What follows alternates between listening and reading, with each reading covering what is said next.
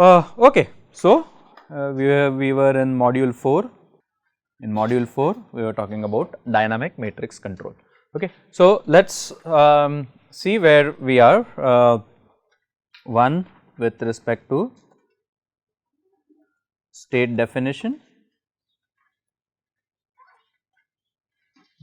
step response model,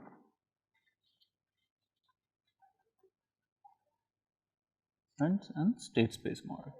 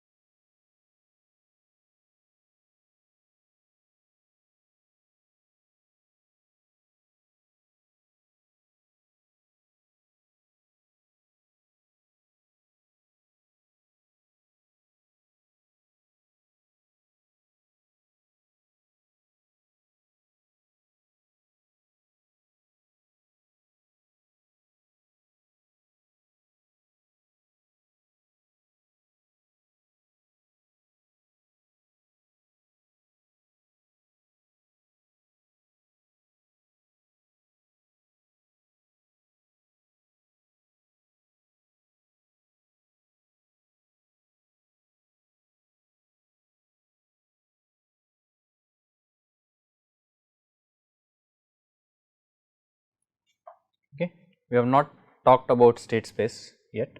We have primarily talked about step response models, but you will see that there are going to be parallels between state space and step response, which basically means that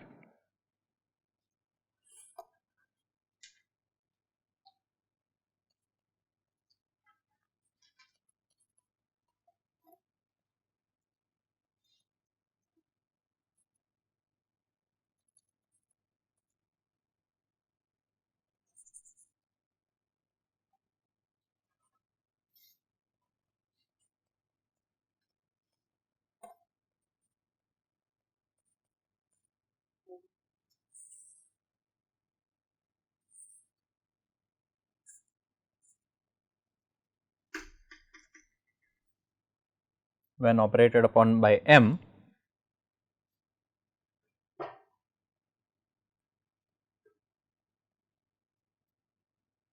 this guy gets discarded, this guy moves up, this guy moves up, and so on, so that you get y1k, y2k, and so on up to ypk. This is M y tilde k. Okay. Now let us talk about what was SUK and delta UMK. Just to remind ourselves, SU, not SUK, SU was equal to S1, S2 and so on up to SP, 0, S1, so on up to SP minus 1, 0, 0,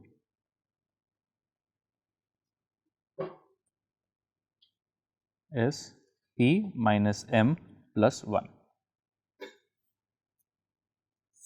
Each of these elements S1 is NY by NU matrix. 0 is also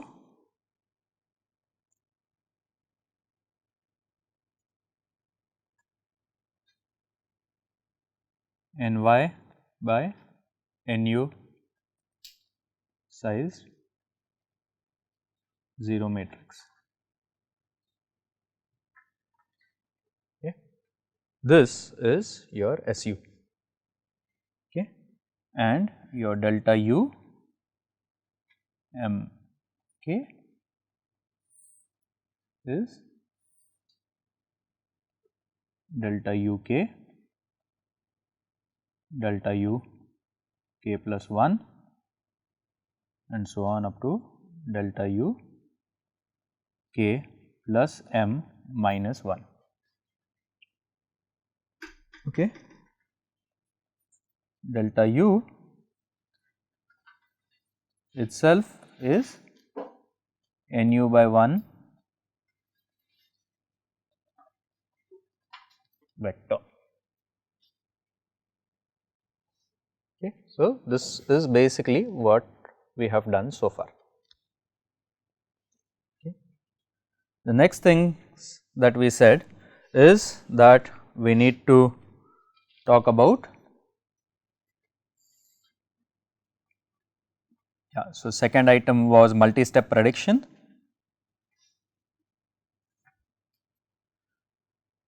Third item is, let me call it third item A.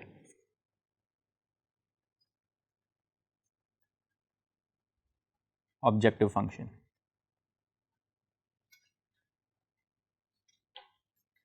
Okay. And 10 days back we had talked about what objective function means and what type of objective functions are most common. Okay. So, the most common problems are going to be set point tracking problems,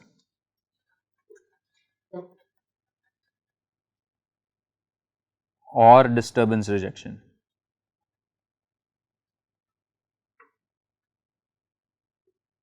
Okay. In those cases, what we want to minimize is minimize a quadratic objective. Okay. So, minimize square of deviation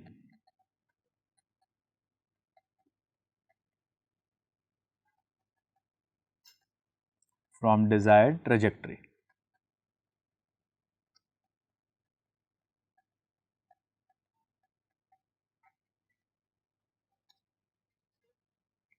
Okay. So, let us take the case where the desired problem is that of set point tracking, okay, and the past we have somehow come to this particular location, okay, and let us say this is our predicted future. Okay. So, essentially what we are trying to say is that we are going to penalize this deviation from the set point. That is what we want to penalize, but how do we want to penalize? We want to penalize the square of that deviation. We usually, you would have studied integral of square of errors. Integral in discrete domain becomes sum. Okay. So, we want to minimize the sum of square errors, okay, and not just minimize it arbitrarily, but in a weighted manner. Let us look at this particular point. Okay. Let us say this is R, this value is Y. Okay. This is for variable 1, and let us say there are 2 variables and we want to minimize, let us say y1 minus r1 squared multiplied by some weight w1 plus we want to do w2 multiplied by y2 minus r2 squared. Okay. How this is represented, this particular guy, how this is represented is quite straightforward.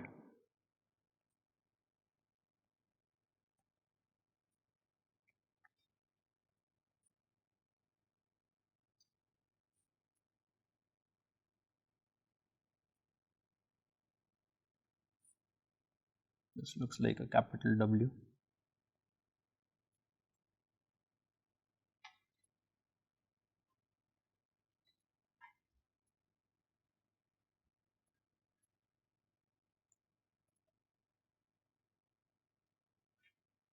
Right?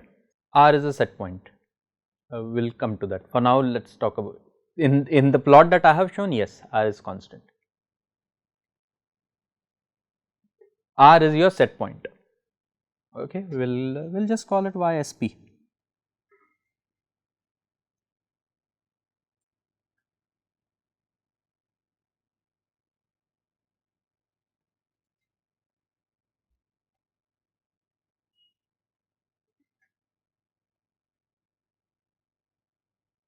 Yeah.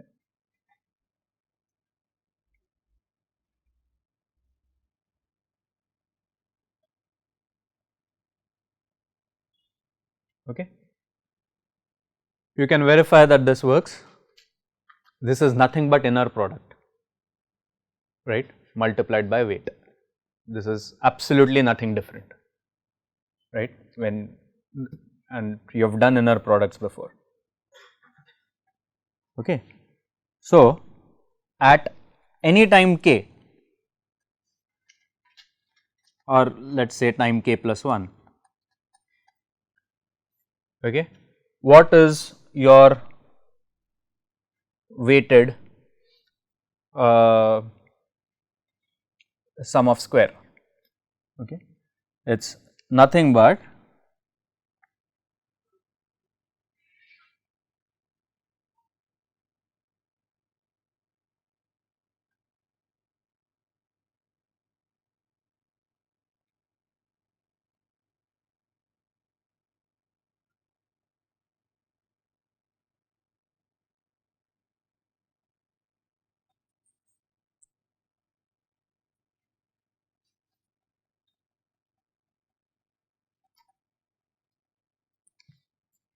this is what it is.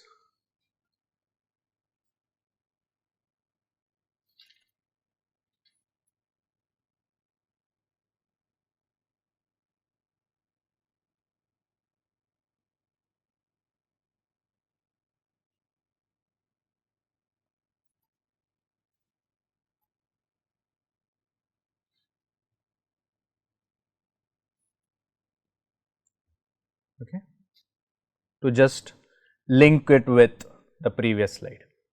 Okay, as I have said, we are going to deal with vectors only. So, let me not confuse you for posterity.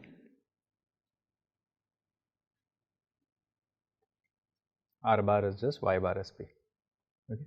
And again, I am not going to use bars, it is just, forgetting bars is actually going to be more confusing. So, I am not going to use under bars at all.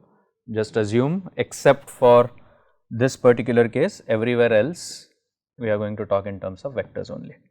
Okay. And what is Q?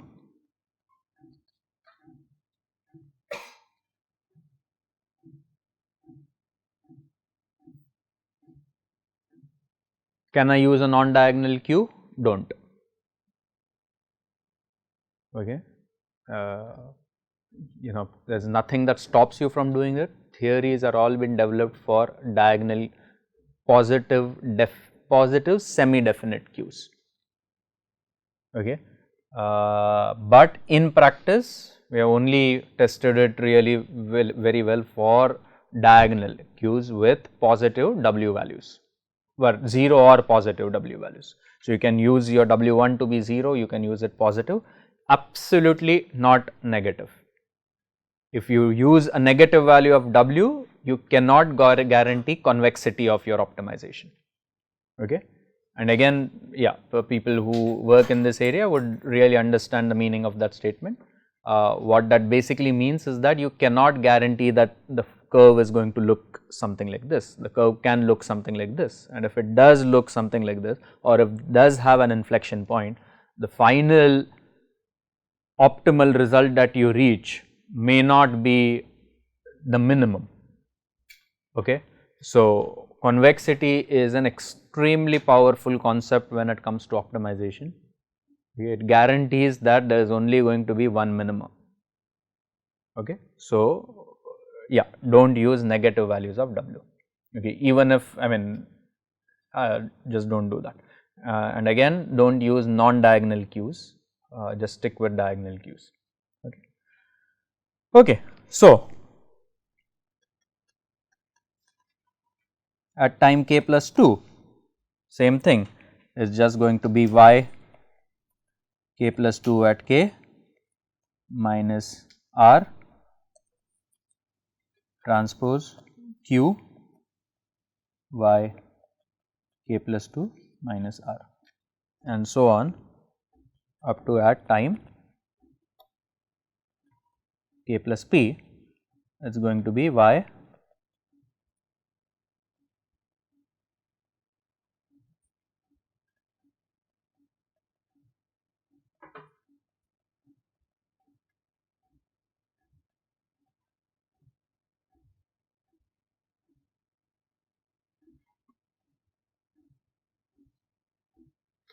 okay.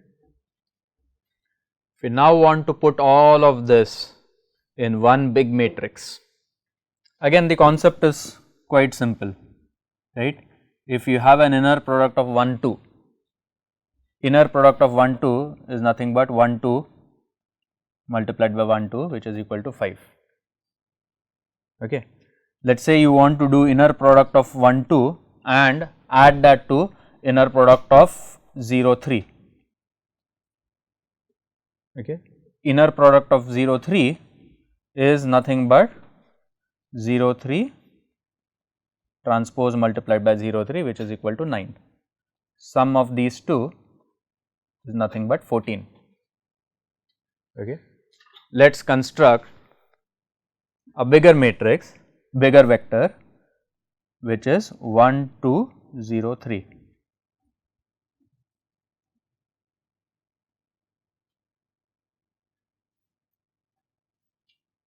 What is the inner product of this?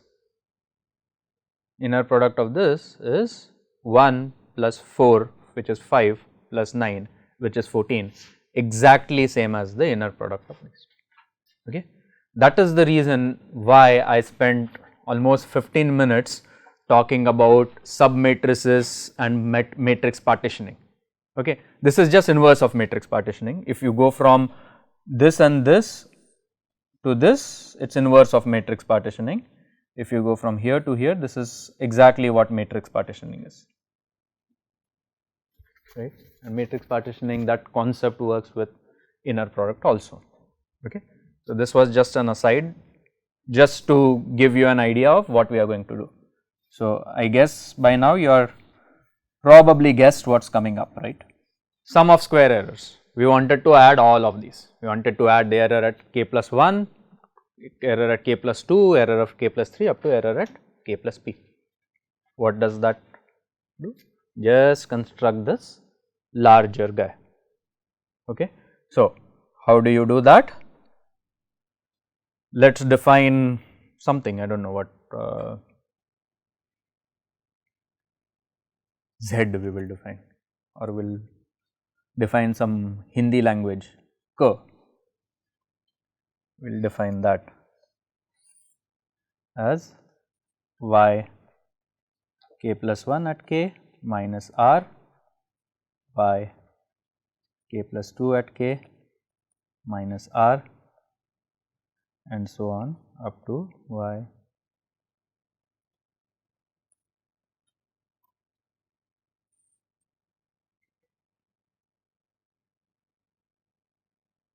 okay,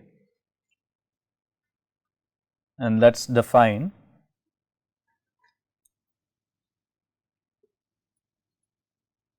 gamma y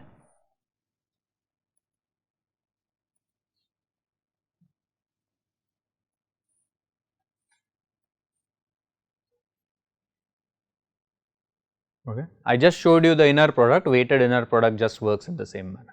Okay. If you think about partitioning, this is how the partitioning is happening, right. So, it just works in the same manner.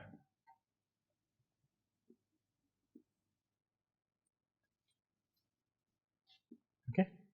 So, what exactly is the sum of square errors?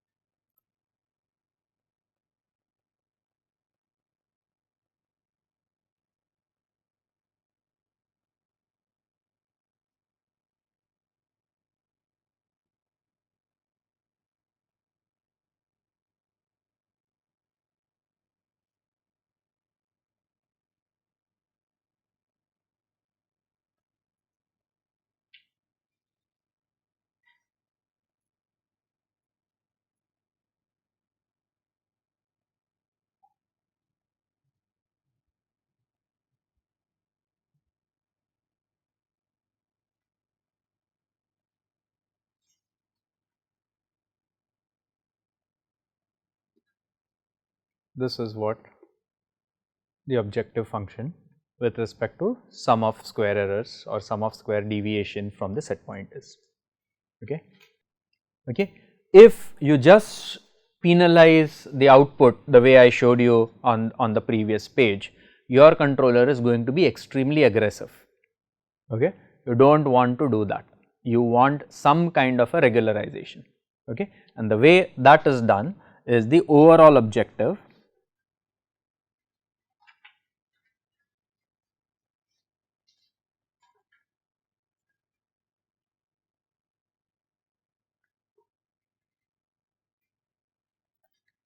I will just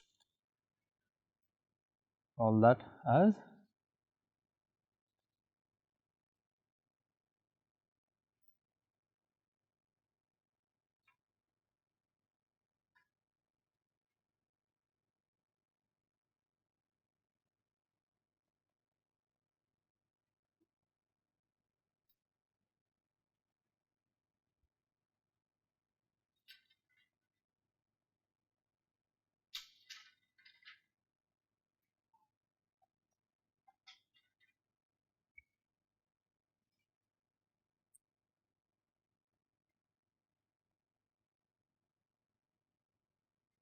okay.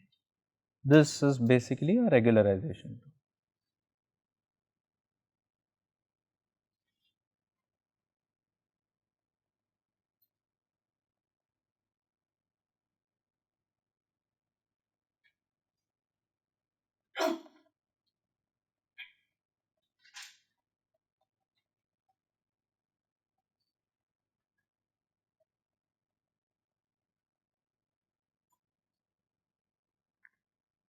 Okay.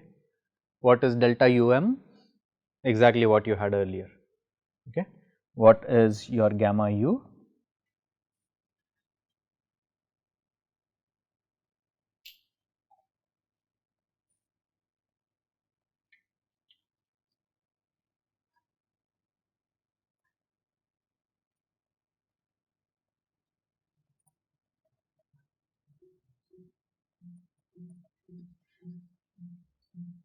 Okay.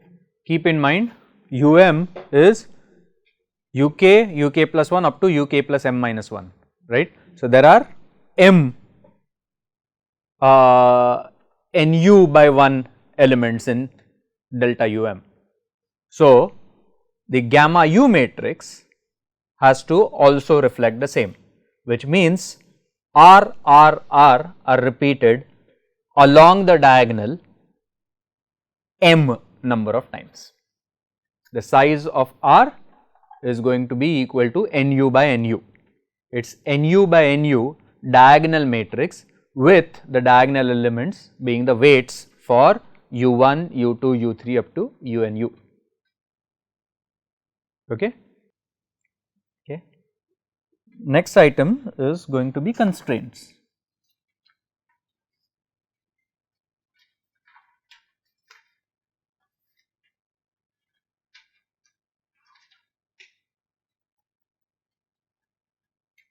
Okay. Typical constraints are of the nature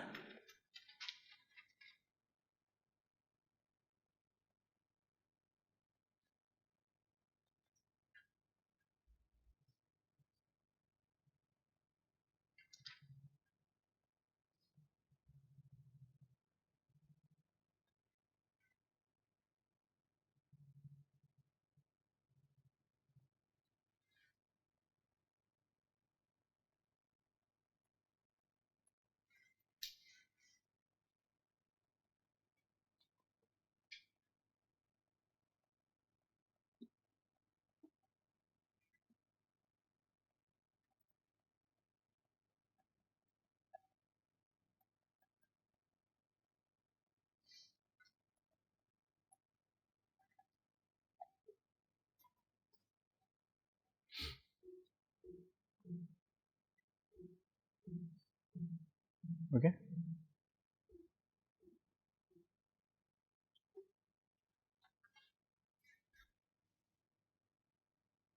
So, let us recap the objective function.